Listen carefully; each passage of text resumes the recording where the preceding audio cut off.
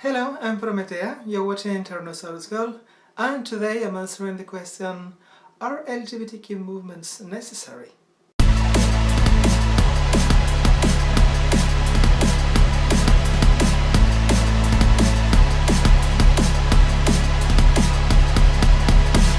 The asker goes on to add, do you think that their demands are valid?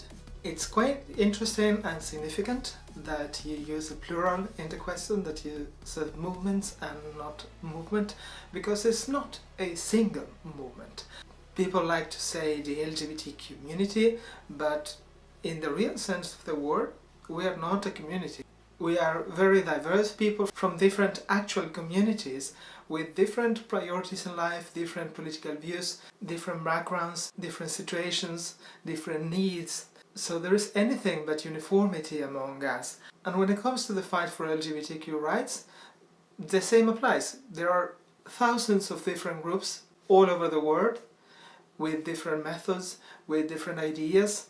Some of them are more inclusive in their approach, while some of them are exclusionary. Some of them do it very clearly and consciously. There are gay and lesbian people who think that bisexual, trans, intersex, asexual and everything else should not be part of the same group as them, and they only want to fight for their rights. There is also cases like in Uruguay, where some of the groups that have the most visibility claim to be LGBTQ. However, in practice, they are mostly dominated by gay cisgender men. And because of a few changes in the recent years that have improved their situation a lot, they think that the struggle is over, and they have been shifting their focus into other areas while still forgetting that the situation of trans people over there leaves a lot to be desired. And there has been a lot of trans erasure by their parts, even at the Pride events. I have also seen groups that fight for transgender rights fighting each other, making very severe accusations.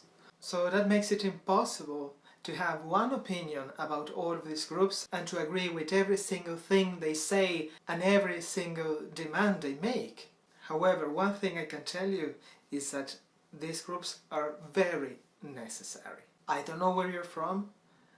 I suppose that you may be from a very progressive area, so that is why some of the points that we argue for may not be so immediately apparent for you. But still, in the majority of the world, LGBTQ people in general are at a huge disadvantage. We suffer from discrimination in a lot of aspects of life, and in some places we can be imprisoned or killed just for being who we are. We are not asking for anything special, we are only asking to have the same rights as everybody else, to be treated in the same way. That is the point that we are trying to reach, and we are not there yet. Not even in the most progressive areas, like where I am right now, in Sweden, which is probably one of the best countries in the world to be LGBTQ, in a very diverse city like Uppsala. However, things here still need to be improved.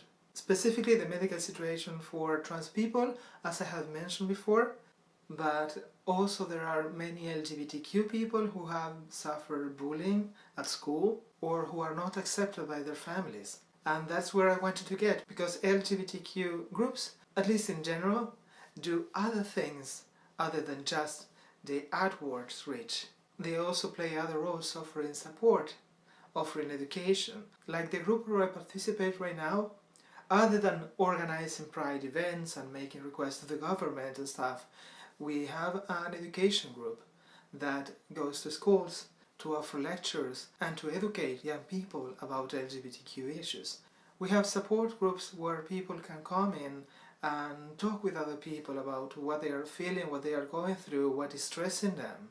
This is even more important right now because we had a big influx of refugees, and of course some of those are LGBTQ, and they come from cultures where being LGBTQ is very much frowned upon. So we offer them support as well, and we are also trying to help them in getting housing away from the refugee housing where unfortunately they are not always safe. We recently started a group for families of LGBTQ people so that they can also come, clear all the doubts that they may have and see how they can support better their LGBTQ family member.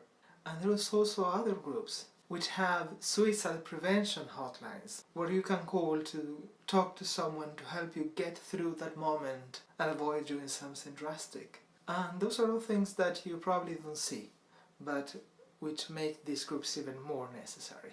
But thank you very much for the question. Any questions or comments, please let me know here in the comments or through Facebook, Twitter, Tumblr, Instagram or Ask.fm.